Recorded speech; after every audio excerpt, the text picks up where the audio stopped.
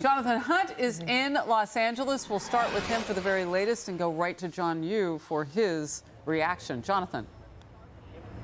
Harris, first of all, I am so happy that you have John Yoo, one of my favorite people in the world, on the couch there today, because this seems complex. The first indication we got this morning that this might be an unusual day was the fact that Hunter Biden, for the first time during any of these hearings that he has been present at this downtown LA courthouse, arrived publicly. Instead of being driven into the underground garage, as he has every other time that I have been here, he arrived out front today and walked into the court.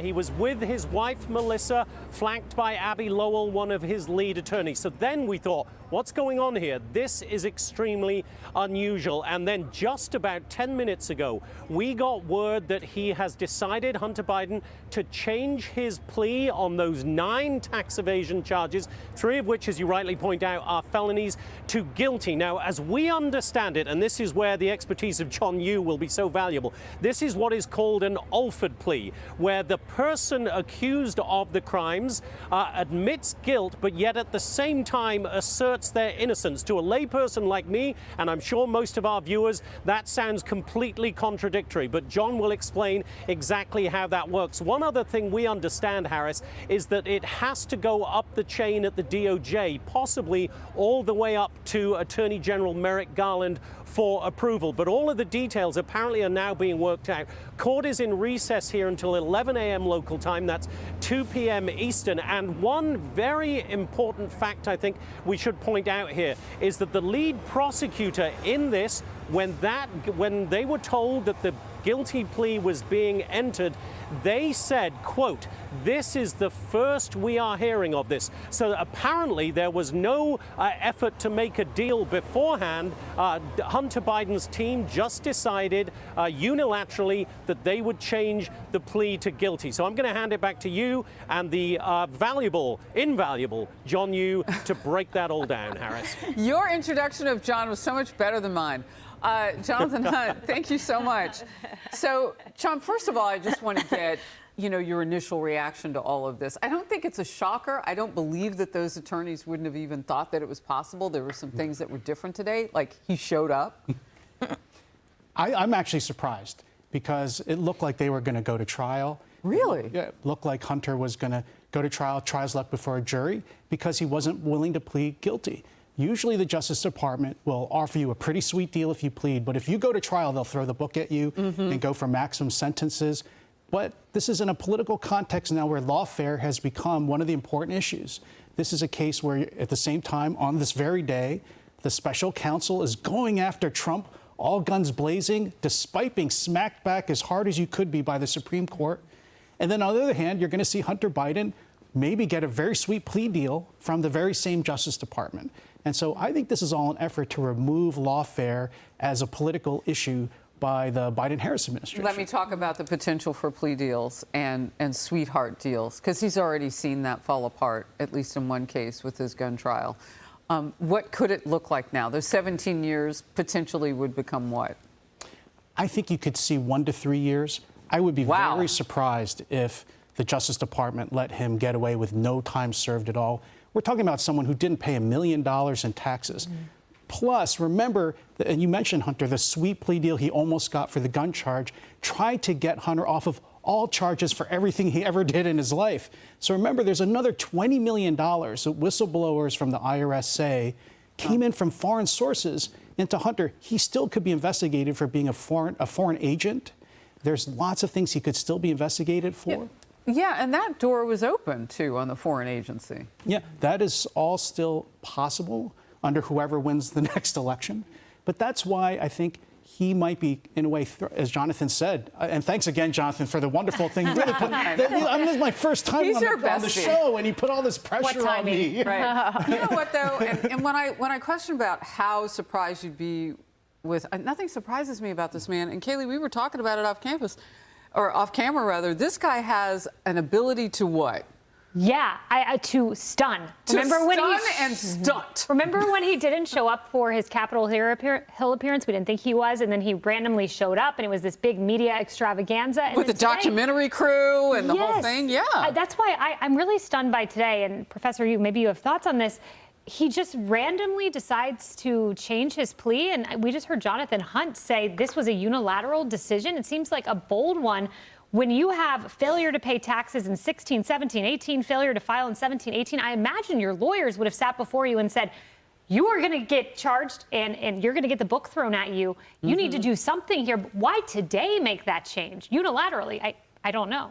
Yeah, I think you're right. This is Hunter. This just shows you how mercurial and unpredictable Hunter is. He's not listening to his lawyers. He's not listening to his lawyers. His lawyers would have said, get a plea deal early, never go to trial, and then offer up something in exchange for a short amount of jail time. That's the best he could possibly do now. Yeah, but this is spectacle, and he's got a documentary to film, reportedly.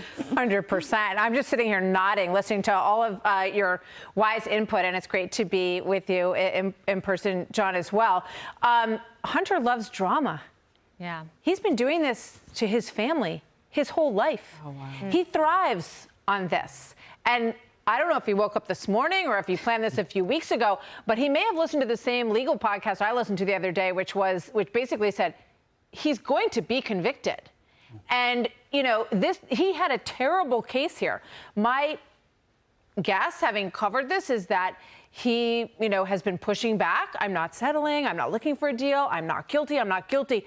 And then he realized that he is likely to get a very long sentence. And so when it's a choice between a very long sentence and a shorter sentence, but you're talking jail time, I think he probably decided he would go with the shorter sentence in this environment. He also has the potential to be commuted by his father in this case, who said clearly that he wouldn't do that. He's now in a different boat. He's not running for president anymore. We know how much he loves his son. We know from reporting that there was a tremendous amount of stress on the current president over this issue, that he worries about his son. I mean, the poor man has been worrying about his son for how many years now with all of these issues that he has dealt with over the course of his life. So I think that there's drama, there's a hope of a shorter sentence, potentially a commuted sentence, and maybe some leniency in these other cases if he comes forward and says, look, I just want to pay, I've paid what I owe, and now I want to do my time. So, let's talk a little bit, if we can, Emily, about commutation versus pardon. And if any of this could happen quickly, you do get a talking point that's taken away before that debate. I mean, it wouldn't be convicted felon who's, going to jail on these charges. We don't know about the gun case yet, but... Right. Look, I don't foresee a pardon. I think it would be important for President Biden to maintain, at least publicly, that he believes in taking responsibility for one's actions. A commutation would be far more likely. I want to point out for everyone, I've spent dozens and dozens, likely hundreds of hours in minimum security detention facilities with inmates, and the longest sentences among that group are ones who went to trial for tax evasion. Because everyone hates paying taxes, but people hate more the guys that didn't pay them, because we all have to pay ours, right? So the ones who have those sort of tolerable sentences are those that took the plea. And to me, the duration it has taken Hunter to accept that plea speaks to his hubris.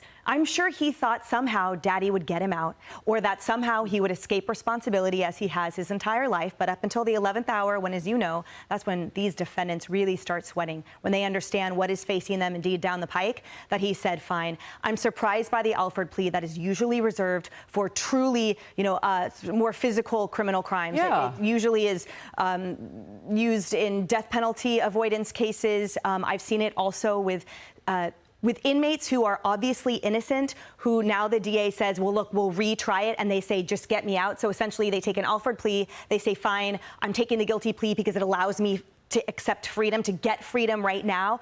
I've never seen some type of, privileged cush tax evasion defendant get to have an Alford plea, but it doesn't matter. On the record and everywhere else, and for sentencing purposes, an Alford plea is the same as an actual plea of guilt.